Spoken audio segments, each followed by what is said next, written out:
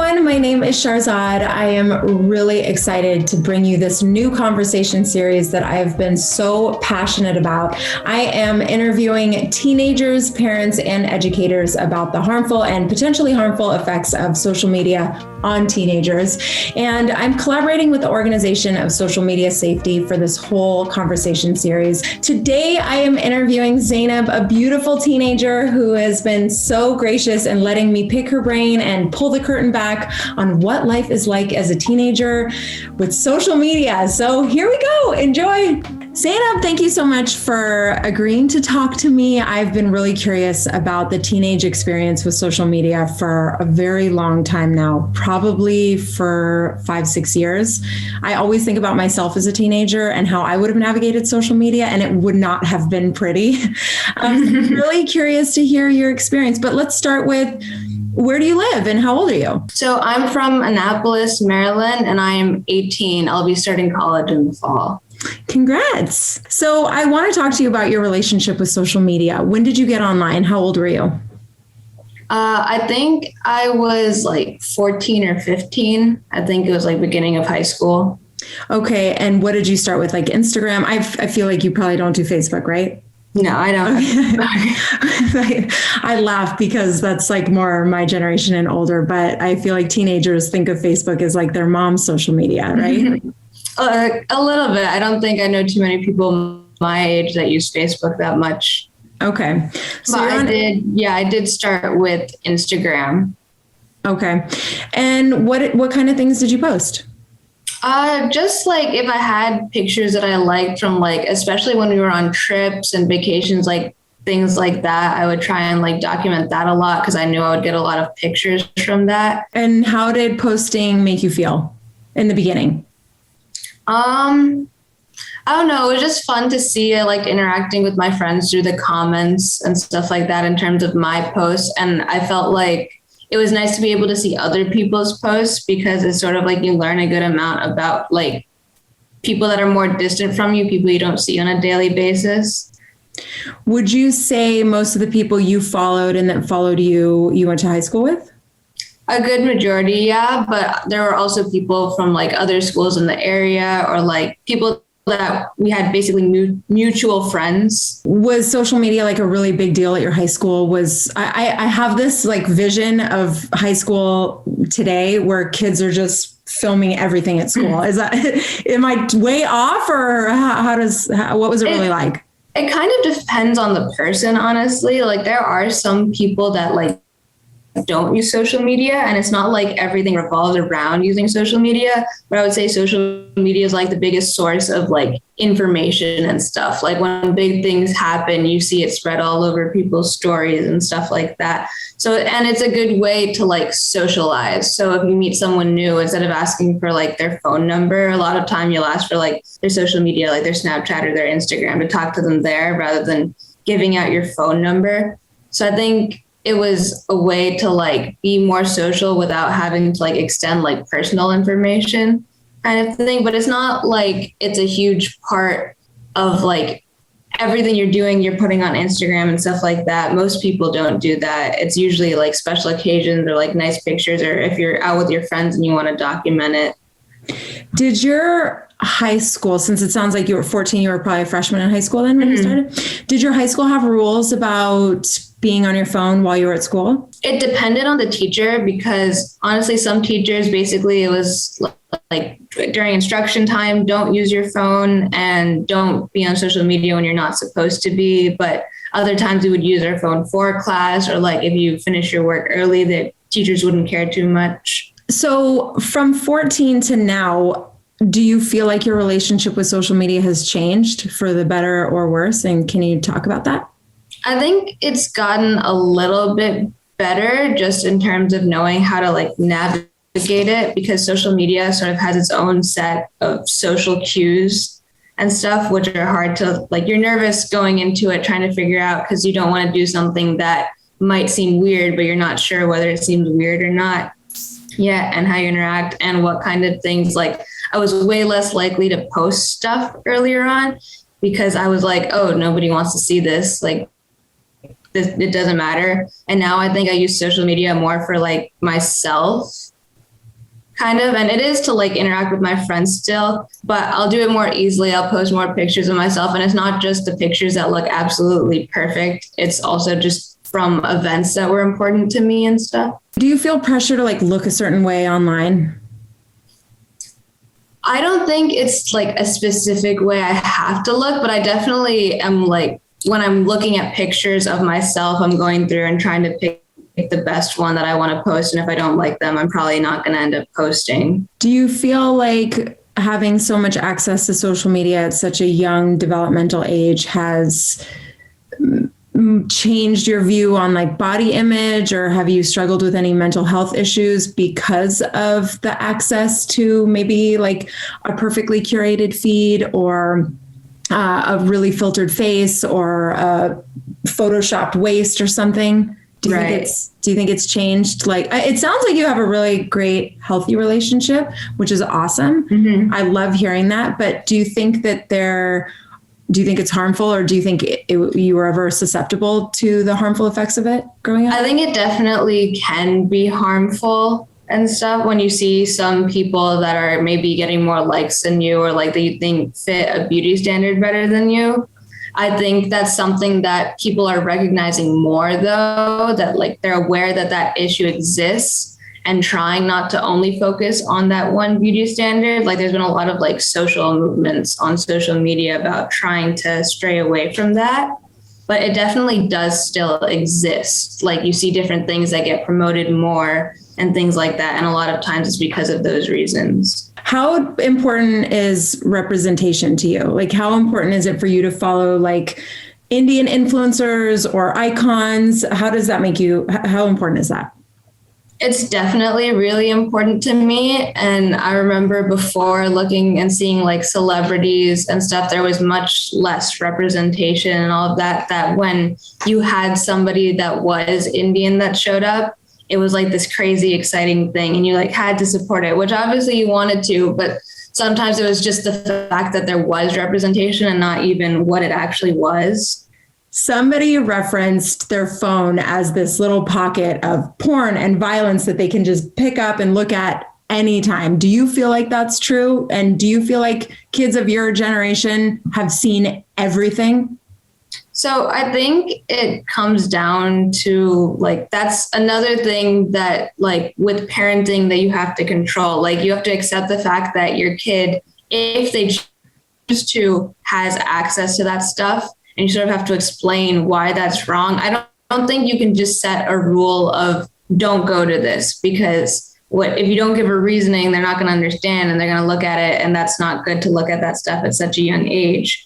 But if you explain those sort of things, like I haven't really fallen upon that stuff just because I don't have any interest on it. I don't want to go and find out what it is because I know what the general stuff is. And I know I don't want to see that.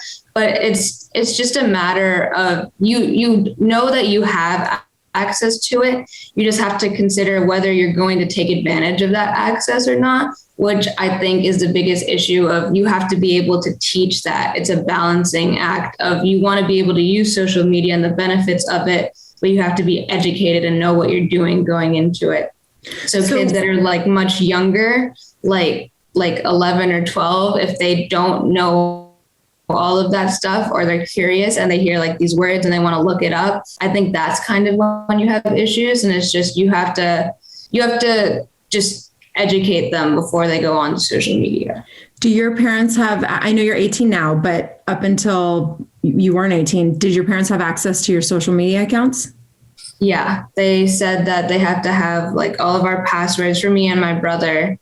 They had to all of our passwords for those, and they had to be able to follow us so that they could see whatever things we were posting. And did your parents, like when you got Instagram at 14, did they say, okay, these are the rules? Or was it kind of like, what was that conversation like? Basically, it was like I was trying to convince them because a lot of my friends had Instagram, and I was like, I really want to get it so I can know what's happening. And it was that sort of thing. It was just like be mindful of the things you're posting. But the rules were that they had to be able to follow us so that they could see what we were posting. And then that they knew our passwords if they wanted to log in and see, which I don't think they ever actually have done. But it was just a rule that they had that they should be able to do it. Are your parents on social media at all? Do they post on their own pages? So they have them, but they don't really post that much. Okay. And how would you feel if they did? Like if your parents were taking like really cute selfies or posing in a bikini or whatever, how would that make you feel? Honestly, I don't think I would mind that much. I think they would feel a bit weirder about it than I would, in all honesty. Do you like in general worry about things like school shootings in your school in high school and now going into college? I definitely did a lot. I do a little bit less in college because I'm pretty sure it's more common in like elementary school and like middle school, high school, like not like university and stuff. But that definitely was something I was worried about. And you would hear about it even in like our county, at least threats of it and stuff. So did it make you feel safer being like having your phone? If like, I guess I'm sort of asking like, is the pro of having your phone with you all the time at school to make you feel safe because there are so many threats with gun violence and shootings at school? Or do you feel like that isn't even a factor? I think there's like positives to having my phone that like overlap with that, which is like being able to communicate with people, like especially like talk to my parents if I need to, but not necessarily just for that. But in that situation, like there have been times when like we've had to go into lockdown and not much stuff has happened, but it was like everyone scoured social media to figure out what was going on. Because I remember I was in a classroom, it was like there was like no windows and stuff. And so we just knew it was like at first we thought it was a drill actually. And then we sort of heard about it. And the best way to find out was to go on social media and see what people were saying, because that was the fastest way that information was getting out, because teachers hadn't told us anything. So at that point, it honestly was an advantage just because it was nice to at least be in the know. It was a little scary, but it was easier to know what was going on than not know at all. Do you think there's more prevalent danger online or in real life?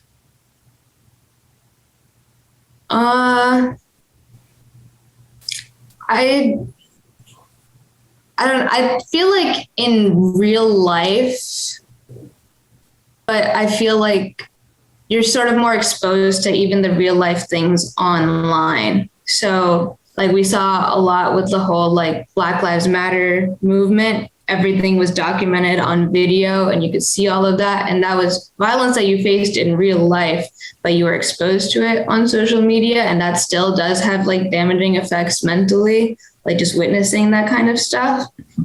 But I think overall, it's still like more, I think the biggest danger that social media affects is your mental health. But from every other standpoint, I think real life has more dangers. How many hours a day would you say you spend on social media? It depends on when it is, because I go on it a lot more if I'm like not doing anything during the day. Mm-hmm. But if I'm busy and I'm actually occupied during the day, like once or twice a day, just to like make sure I don't have any messages or like see what people are doing really fast. But if I'm not doing anything, then I might just spend some time scrolling and looking through. So maybe on average, I would say like 1 to 2 hours, 2 hours like max. A day. Yeah. Do you think it increases on the weekends? Yeah. Yeah. And in general, do you feel like you have a good relationship with social media? Like it sounds like you do, like you have some healthy sort of boundaries and stuff, but would you say that's true? Yeah, I would say I do have a good relationship with social media, but that was also like things I found on social media talking about the dangers of it, or just like online talking about like, because a lot of people are aware that those dangers exist and are trying to fix them. But the thing is, social media is the easiest way to spread information. And so I don't think it's ever going to stop being used. Like with younger kids and teens and preteens, they're more likely to be depressed or anxious, or you see it earlier on. I definitely think that's true, but at the same time, it's very difficult to just say, stop letting them use social media, because not everybody is going to stop. And then when you take that factor into account, whoever doesn't have it feels like they're missing out on stuff. Like people would talk about things that they saw on social media that like, that's the biggest way that pop culture. So you would hear about those things and you'd be out of the loop if you didn't have it.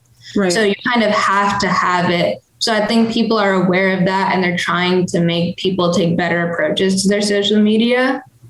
So that has helped, like just being self-aware that the problems exist. Totally. What like advice would you have for parents of like preteens who maybe will get access to their own accounts soon? Like what advice would you give the parents? One thing that my parents did was they at first when we asked, they said no because we were too young. And then I think it's just a matter of making sure that you have like enough faith in your kid to be responsible enough with social media to avoid them looking at bad things. And then you have to make sure that they know the consequences of it. Like I remember one thing that was really drilled into my head was once it's out there forever. And the thing is, anyone can take a screenshot of something and you might not know it. People might be talking about you and you might not know it. You just have to be aware that exists. And if that's not something that you can deal with, then maybe wait or make sure that you take all my accounts are private because I don't want just anybody to be able to see it. Like I see who follows it. And that doesn't mean that other people don't see my stuff because again, you can screenshot it, you can send it however you want. Once it's out there, it's out there. But it gives a little bit more peace of mind if you have a private account that's not there for the entire world to see, unless people are actively trying to share it, which generally I don't think they are. So for parents, you would say like keep the communication lines really open and tell their kids to have a private account. Yeah. Remind them that everything that they post will be online forever. Yes. It's basically just like you can take the actions you want. We just have to remember your actions have consequences in anything you do. And that's especially true with social media. If you post something now that's problematic or something that you shouldn't say, and it comes back later on, that's something that you should consider. And one thing that was a thing with cancel culture and a big thing where it was people would because they were being canceled rather than because they realized the thing was wrong. So especially if people make mistakes, obviously, but take accountability for those mistakes. Otherwise, like those are the kind of things that are going to come back to bite you, which is what people talk about with social media a lot, is that it stays with you forever. As long as you're accountable for it, I think it's okay. Do you feel like social media replaces you actually being social in your real life, like eye contact and like hanging out person to person with a friend? I don't think so. I think that you have your close group of friends who you'll hang out with, and it depends on how social of a person you are. But then social media sort of allows you to like expand your group of friends. Like I mentioned about that, they just might not be your close friends. Like I mentioned about that, you might have mutuals with your friends. So there were some people that I added on Instagram and just, I sort of saw their posts, didn't interact with them too much, but they were like a friend of one of my close friends that they knew from middle school. And then at some event later on, I met them and it sort of broke the ice because we both had already seen each other's social media. We both knew a little bit about each other, had heard about each other. So sort of takes away some of that awkwardness sometimes of like, oh, I've seen you on social media. And then just, at least a little bit about each other. You still get to know each other. But it's less weird than like when you combine social groups and stuff, how they're just complete strangers. It's not that as much anymore. Well, thank you so much for chatting with me. I really, really appreciate getting to peek inside the life of an American teenager when it comes to social media. So good luck with college. I really appreciate your time and good job for having healthy boundaries on social media. I'm proud of you. Thank you. All right. Well, I'll see you later. Bye. Bye.